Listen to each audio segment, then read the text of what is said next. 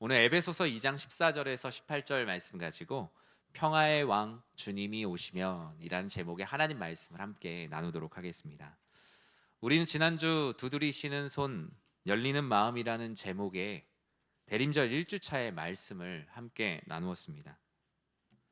교회력으로 새해 첫 주에 주시는 말씀은 우리의 마음 문을 향한 주님의 두드리심이셨고, 우리의 미지근한 신앙을 깨우시고 또 거짓된 부유함으로부터 건져내시는 구원의 말씀이었습니다.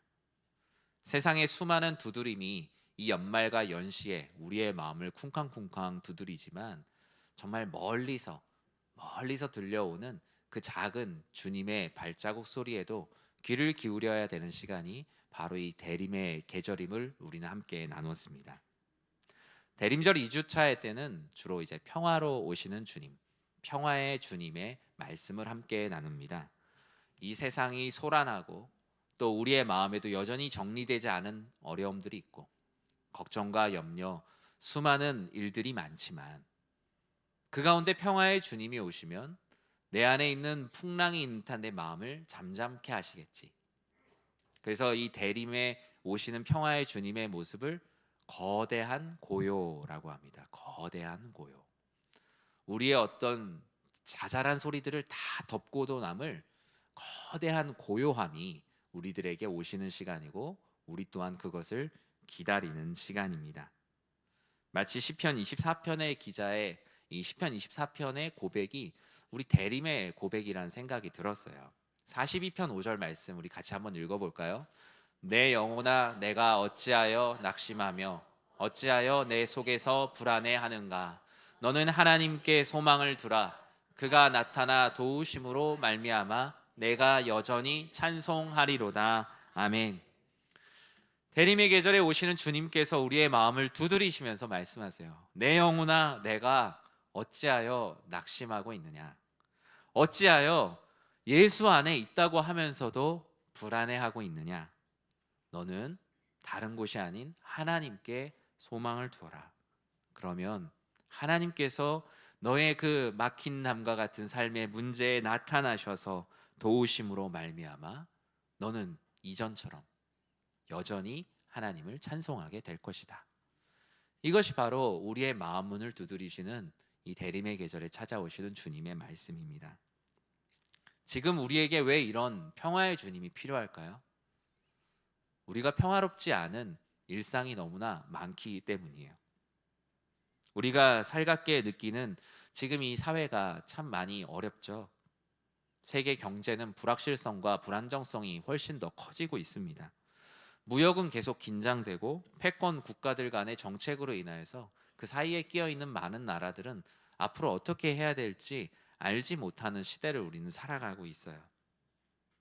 여러 가지 이유로 성장이 둔화되고, 이제는 파이가 커지는 시대가 아니라 있는 것을 어떻게 나눠야 되는가라는 고통 속에 우리는 살아가고 있습니다. 사람들의 삶은 불안해지고 있고, 우리 성도님들도 저도 이 세상의 일원이기 때문에 그런 파도를 그대로 다 맞고 있어요. 최근에 달러 대비 원화 가치가 엄청 떨어지고 있잖아요. 국민과 기업들의 환경이 흔들리고 있고, 성도님들의 가계 생활비는 아주 많이 부담이 되실 거예요. 실제로 실질 소득은 상당히 줄어든 듯한, 이 물가 상승을 따라가지 못하는 소득의 상승으로 인해서 소득은 되게 줄어든 듯한 그런 마음을 많이 느끼실 거예요. 아마 하나님께 드리는 이 헌금뿐만이 아니라 하나님께 드리는 시간까지도 내 안에서 되게 갈등이 되고 고민이 되는 그 우리 성도님들의 삶이 있지 않을까 생각을 합니다. 우리의 평화를 위협하는 이 수많은 일들 앞에 우리는 내가 할 수 있는 일이 생각보다 많지 않구나. 우리 인간의 어떤 구조적인 합의와 또 인간의 어떤 사람들 간의 어떤 마음을 모은다고 해서 해결될 수 없는 일들이 되게 많구나라는 생각을 합니다. 그래서 오늘 우리는 하나님 말씀을 구합니다.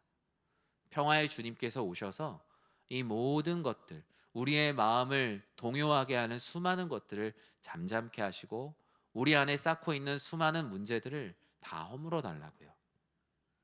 오늘 우리는 에베소서 말씀을 보고 있는데, 이 에베소 교회는 되게 부유하고 또 항구와 상업의 도시입니다. 우상 숭배도 성행했고, 뭐 대도시가 가지고 있는 그 양과 음을 모두 다 갖고 있는 곳이에요. 바울은 이곳에서 2차, 3차 선교 여행을 보내면서 그 어떤 지역보다 오랜 시간을 보냈고 오랜 시간 복음의 영향력을 끼쳤던 곳이에요. 여러분, 오래 투자했으면 기대가 크겠어요, 작겠어요? 기대가 커요. 복음에 대해서 누구보다도 이 에베소 교회가 잘 알고 있다고 생각했으니까 그들 안에 있는 어떤 하나님께서 기뻐하시지 않는 문제들이 되게 빨리 해결될 줄 알았지만 사실 그렇지가 않았어요. 하루도 평안할 날이 없었습니다.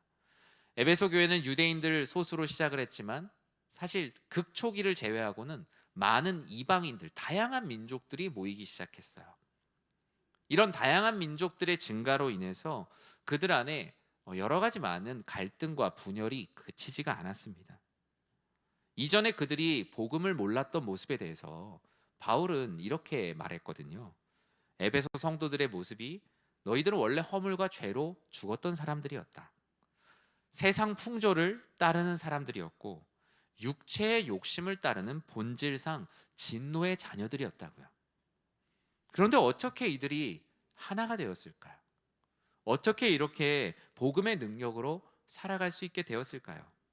그것은 바로 십자가로 화평케 하신 그리스도 예수를 믿고자 했기 때문이에요. 14절에 이렇게 말씀하고 있죠. 우리가 잘 아는 말씀인데요. 같이 읽어보겠습니다. 그는 우리의 화평이신지라 둘로 하나를 만드사 원수된 것 곧 중간에 막힌 담을 자기 육체로 허시고. 아멘. 에베소 교회 가운데 임하신 평화의 주님, 그리고 우리가 지금 또 구해야 할 평화의 주님께서 오시면 우리 안에 있는 모든 막힌 담을 허무신다라고 약속을 하셨습니다. 유대인들과 이방인들 사이에 얼마나 많은 막힌 담들이 있었겠습니까? 가장 대표적인 게 구원에 관한 부분이었어요. 유대인들은 우리가 믿고 있는 하나님, 너희도 믿으면 좋지만 우리처럼 믿어야 돼. 우리의 전통, 우리의 방법대로 믿어야만 구원이 있다라는 바울과는 다른 복음을 이야기하고 있었죠.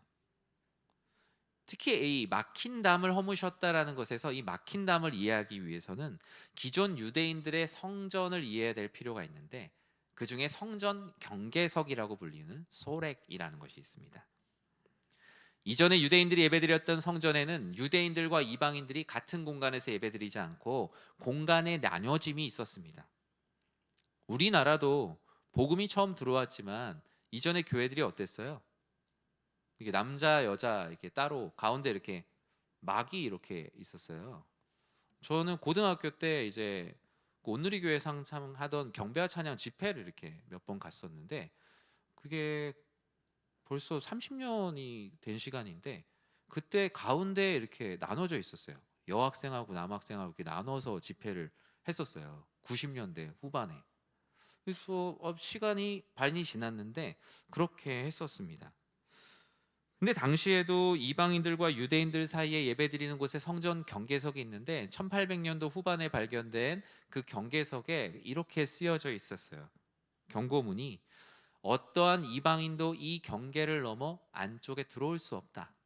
만약 이를 어기면 그로 인해 발생하는 죽음에 대해서 스스로 책임을 질 것이다. 그만큼 유대인들에게 이 이방인들과 하나가 되어서 하나님께 영광 올려드리고 한 공동체가 된다는 건 참 어려운 일이에요. 이 성전 경계석을 허무는 것은 곧 자신이 허물어지는 것과 같은 일이었기 때문이에요. 그런데 예수님께서 우리의 화평으로 오셔서 십자가로 오셔서 막힌 담을 다 허무신다라고 약속을 하셨습니다. 그리고 십자가에서 그것을 이루셨어요. 왜 막힌 담을 허무셨습니까? 골로새서 1장 20절에는 이렇게 말씀하거든요.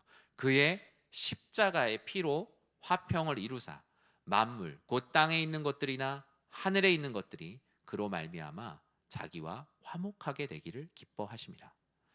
하나님께서 자신을 무너뜨리시면서까지 십자가에서 자신의 육체를 허무시면서까지 우리 안에 있는 모든 막힌 담을 허무신 것은 오직 하나님과 모든 사람이 화목하게 하기 위함입니다. 예수님은 막힌 담을 십자가에서 자신의 몸을 찢으시고 자기 육체로 모든 것을 허셨어요. 화평을 이루신 방법은 희생과 섬김이었죠. 하지만 여전히 막혀있는 담들이 얼마나 많이 있습니까? 예수님께서 이 십자가로 모든 것을 세우신 이 건설 현장을 우리는 믿지 못하고 다시 또다시 담을 쌓아가고 있는 모습들은 있지 않습니까? 가족 간의 오해의 담이 있을 수도 있고, 교회 성도들 간의 관계, 세대 간의 단절, 타인과의 환경뿐만 아니라 나 자신과도 담을 쌓아두고 있는 것들이 있다면, 막힌 담을 허무신 예수 보혈을 의지하여 주님을 믿고 나아가는 모두가 되시길 진심으로 축복합니다. 그것은 관계에서뿐만 아니라 우리의 삶의 걱정과 염려, 불안, 두려움 등이 모든 막힌 담이 되기도 합니다. 주님께서는 내가 너희의 모든 짐을 대신 지신다고 그 모든 걱정과 염려의 담을 허무시는데, 우리가 허무는 속도와 상관없이 더 빨리 우리가 쌓아가고 있다면 우리는 얼마나 답답한 삶을 살아가게 될까요? 대림절은 이런 내 안에 막혀있는 담을 주님께 내어드리는 시간입니다. 하나님, 저 잘 되고 있습니다, 잘하고 있습니다 라며 체면을 차리는 것이 신앙생활이 아니라, 주님께서 모든 막힌 담을 허무시고 걱정하지 않아도 되고 염려하지 않아도 된다고 하는데, 주님, 저는 왜 스스로 자꾸 담을 쌓아가고 있습니까? 저를 불쌍히 여겨주시고 제 스스로가 어찌할 수 없는 이 담 쌓기를 멈추어 주십시오. 허물어 주십시오. 그것이 바로 평화의 주님을 기대하는 우리들의 마음이에요. 오늘 본문의 평화의 왕 주님께서 오시면 온전한 공동체를 만드신다라고 하십니다. 우리의 가정의 화목도, 또 교회의 하나됨과 화목도, 이 나라와 민족의 하나됨도 인력으로 되나요? 그렇지가 않아요. 과연 우리나라의 정치의 환경도 계속 이렇게 세대 분열, 정당 간의 갈등이 언제까지 될까?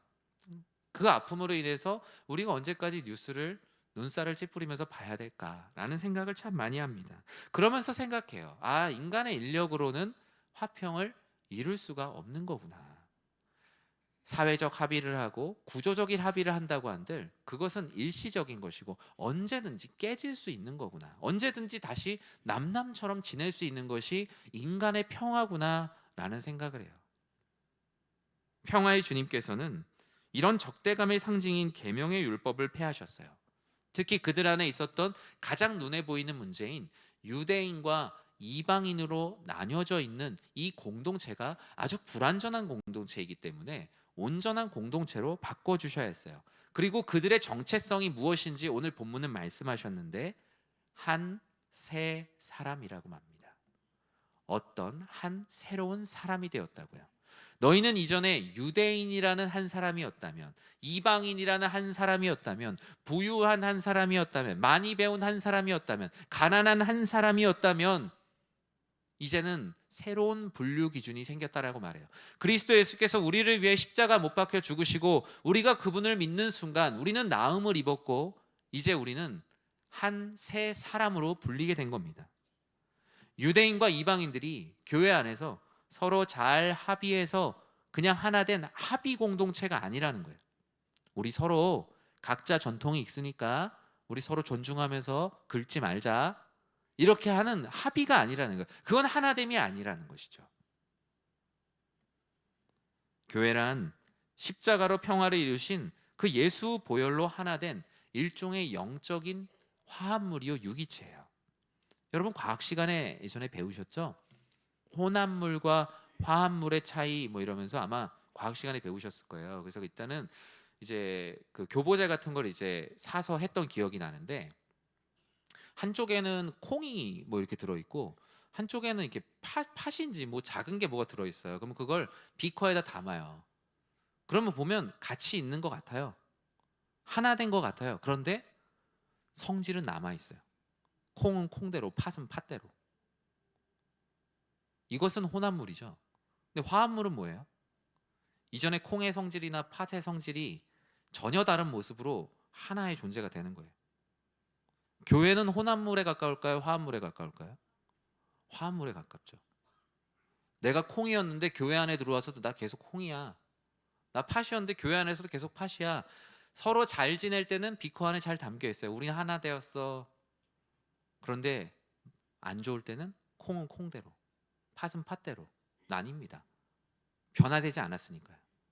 여전히 그리스도 예수 안에서 난 이전의 콩의 모습을 그대로 갖고 있으니까요. 그런데 오늘 본문은 말해요. 너희는 콩도 아니고 팥도 아닌 유대인도 아니고 이방인도 아닌 그리스도 안에서 한 새 사람이 되었는데 왜 자꾸 유대인 이방인 타령을 하고 있냐라는 얘기예요. 여전히 너희의 성질이 변하지 않았냐는 것이죠. 혼합물은요, 조금만 외부적인 힘이 가해지면 바로 나뉘어요. 겉으로는 하나 된 것처럼 보이지만 본질적으로는 여전히 둘인 거예요. 하나님께서는 바울을 통해서 너희들이 하나 되었다라고 생각하지만 사실 너희는 지금 아직도 여전히 둘인데 평화의 주님께서 오셔서 너희를 온전한 공동체로 만들어 주실 것을 기대하라는 거예요. 여러분, 교회는 그냥 섞여 있는 듯한 혼합물이 아닙니다. 서로의 문화를 양보하고 불필요한 긴장감이 있는 것도 아니고 사회적 타협과 합의를 이룬 공동체도 아닙니다. 이런 혼합물과 같은 공동체는 바람만 불면 금방 다 자기의 원래 모습으로 돌아갑니다. 그러나 예수 보혈로 하나 된 한 세 사람들의 공동체는 언제나 평화의 주님, 그분 안에서 하나 된 신적인 화합물입니다. 각자의 성질, 옛사람의 모습은 완전히 사라지고 그리스도 안에서 새로운 피조물이라 말씀하셨던 고린도서의 말씀처럼 말이죠. 억지로 섞여서 공존하는 공동체가 아니라 십자가 안에서 완전히 새롭게 창조된 공동체이기 때문에 우리가 하나라고 말할 수 있는 거예요. 주님은 대림의 계절에 우리가 그 예수 그리스도의 은혜로, 평화의 주님의 은혜로 하나 되기를 간절히 원하십니다.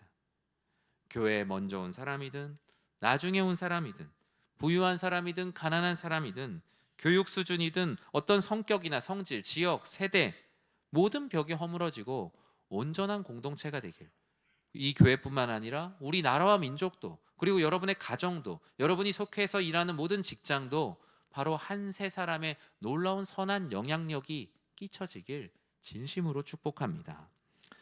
오늘 본문은 세 번째로 이 평화의 왕 주님이 오시면 우리가 비로소 담대함을 얻는다라고 말해요. 내가 하나님께 나아갈 자신감이 없고 구조적으로 하나님께 나아갈 수 없는 여러 가지 문제들을 하나님께서 해결해 주신대요. 에베소서 2장 17절에서 그 모습을 이렇게 말씀합니다. 함께 읽겠습니다. 또 오셔서 먼 데 있는 너희에게 평안을 전하시고 가까운 데 있는 자들에게 평안을 전하셨으니 아멘. 예수님께서 평화의 왕으로 오셔서 막힌 담을 허무셨어요. 새롭고 온전한 공동체를 이루어 주셨어요.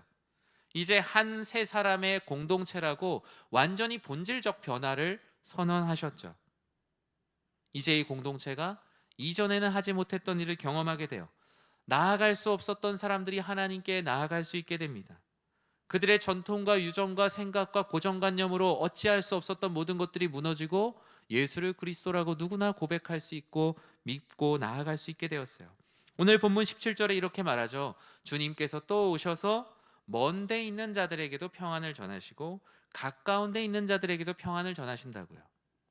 먼 데 있는 자들은 이방인들이었을 것이고 가까운 데 있는 자들은 유대인들이었을 거예요. 주님께서는 어느 누구도 차별 없이 모든 이들에게 찾아가신다라는 말씀이에요. 제가 그 세가족 이게 성도님이랑 지난주에 수료식을 하고 잠깐 얘기를 나누다가 예배 끝나고 나가면서 인사하는 이야기를 잠시 나눴어요. 이제 성도님은 뭐 이제 2층에서 예배를 드리다 보니까 그 예배를 드리고 가다가 저쪽까지 가서 목사님한테 가서 악수라도 한번 하고 갈까? 라는데 그 사이를 헤치고 나가는 게 생각보다 어렵다는 말씀을 하시더라고요. 생각보다 어렵다. 그렇죠. 저도 짧은 시간 동안 성도님들과 많은 인사를 하지만 구조적인 한계도 있잖아요. 뭐 여러 가지 많은 또 해결해야 되는 일들도 있죠. 그런데 예수님께서 오늘 하시는 말씀은 다른 얘기예요.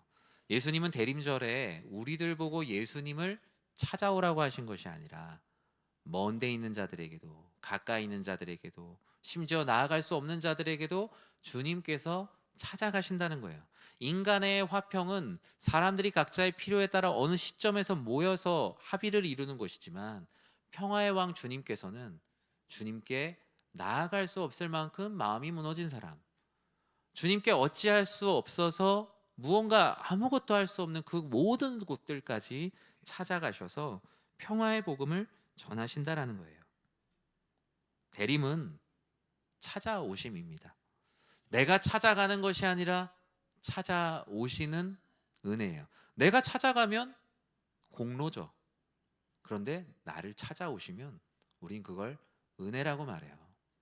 자격이 없어도, 내가 주님 앞에 잘한 것이 없는데도 주님으로부터 멀리 있는 나에게까지 찾아오셔서 그 놀라운 성탄의 빛을 비춰주시는 주님의 은혜, 그 평화의 주님의 은혜가 우리들에겐 필요합니다. 에베소서 2장 18절에도 다음과 같이 말씀합니다. 함께 읽겠습니다. 이는 그로 말미암아 우리 둘이 한 성령 안에서 아버지께 나아감을 얻게 하려 하심이라. 아멘. 그냥 내 능력을 생각하면 하나님께 나아가는데 주저함이 있는데, 한 성령 안에서 하나님께서 부르셨는데 우리가 어찌 담대히 은혜의 보좌 앞으로 나아가지 않을 수가 있겠습니까? 누가 그 성령 안에서 부르시는 것을 회방할 수가 있겠습니까? 우리가 기다리는 평화의 주님은 성령이 인도하는 참된 예배 공동체를 허락하셨는데 누가 여기에 담을 쌓을 수 있겠습니까? 히브리서 10장 19절에 다음과 같이 말씀하죠. 함께 읽겠습니다. 그러므로 형제들아, 우리가 예수의 피를 힘입어 성소에 들어갈 담력을 얻었나니. 아멘. 우리가 하나님께 나아갈 수 있는 담대함은 우리의 어떤 출신이나 우리의 능력이나 우리의 자신감이 아니에요. 우리에게 평화로 오시는 예수 보혈의 은혜가 우리가 주님께 나아갈 수 있는 담대함을 허락합니다. 교회가 모든 이들이 함께 모일 수 있으며 함께 이 안에 있는 모든 막힌 담들이 허물어지고 주님께서 기뻐하시는 온전한 교회, 모두의 교회가 되는 거예요. 저는 지난 1년의 시간을 보내면서, 우리 1년 전에 밑에 이제 로뎀 카페라는 공간이 생겼잖아요. 1년의 시간을 지내면서 그런 생각을 했어요. 그러면 그동안 주일날 다른 성도님들은 도대체 어디에 계셨던 걸까? 교회 어디 땅굴을 파는 것도 아닐 거고 어디에 계셨던 걸까? 한번 제가 몇 분께 물어봤거든요. 그냥 집에 가셨대요. 예, 왜냐하면 뭐 어디 머물 곳이 딱히 없으니까. 어떤 역할을 맡은 분들은 있을 수 있겠죠. 뭐 내가 차량부다, 그럼 차량부실에 들어가 있을 수 있고, 뭐 재정부다, 그럼 재정부실에 들어가 있을 수 있고, 아니면 뭐 교회 뭐 권사님들은 권사의실에 계실 수도 있고, 뭐 이런 거잖아요. 그런데 대다수의 성도님들은 무언가 이렇게 같이 머물 수 있는 공간이 이제는 이 공간도 모자라요.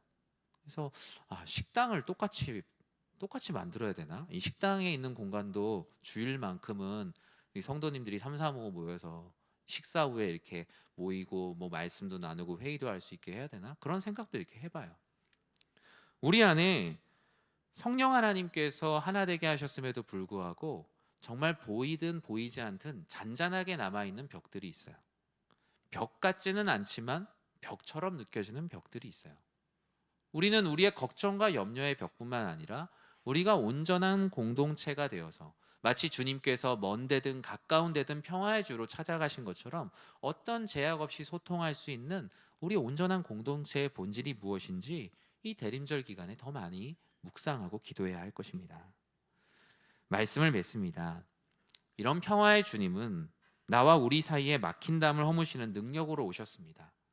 이 주님께서는 우리의 혈통, 배경, 업적, 성별 모든 것과 상관없이 우리 모두를 한 새 사람으로 불러주셨어요. 한 성령 안에서 부르사 하나님 앞에 용기 있게 담대하게 나아갈 수 있게 하십니다. 우리의 정체성은 바로 평화의 주 예수 안에 있습니다.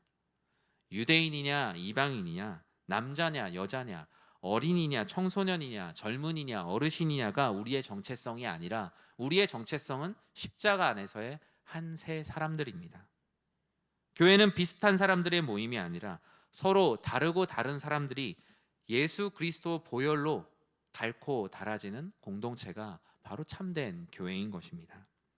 이 대림의 시간, 여러분 안에 있는 걱정과 염려와 두려움의 모든 막힌 담들이 허물어지고 우리 안에 있는 모든 관계의 담들도 허물어지고 평화의 주님께서 먼데 있는 자들이든 가까이 있는 자들이든 모두에게 비춰주시는 그 놀라운 은혜를 경험하는 우리 사랑하는 모든 성도님들 되시길 주님의 이름으로 간절히 축원합니다.